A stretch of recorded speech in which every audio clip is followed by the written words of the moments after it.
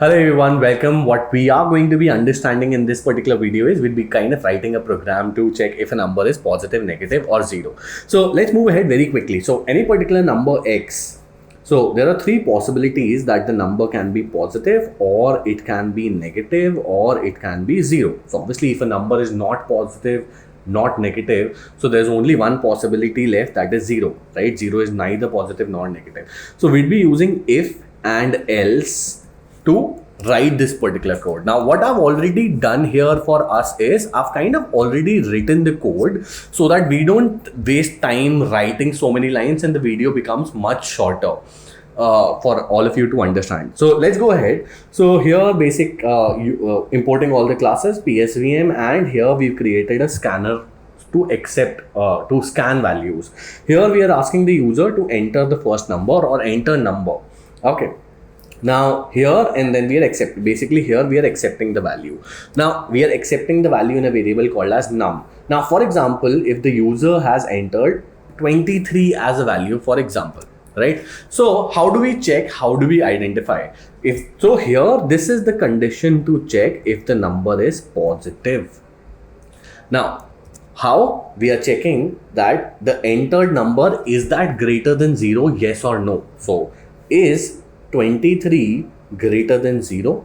Yes, it is. So this condition would get satisfied and we'll be printing that the number is positive. Now, for example, let's say if somebody had entered minus 10 as a value. So what we would do now in this case, we'll first obviously check this particular condition.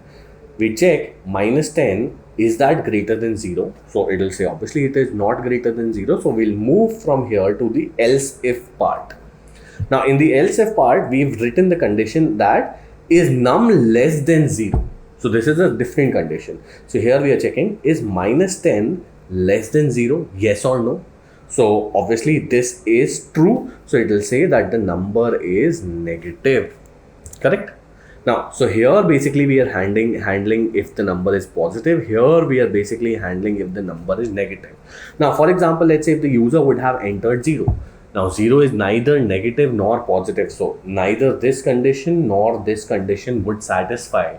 So in that case, there's only one possibility in that case, that the number is 0. So we just go ahead and say that okay, else, that this is the only possibility that the number is not greater than 0, the number is not smaller than 0, then the number must be 0. So we just go ahead and directly print that the number is 0. So just to very quickly show you, so let's say if I enter the value 100 here in the input panel and then I run the code.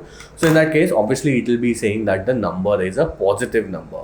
So there's some particular issue. Again, you can copy paste, I guess there's some issue with the compiler, but anyways, what you can do is, you can go to this particular page here, that is PrepInsta top 100 code. The link of this is in the description of the video.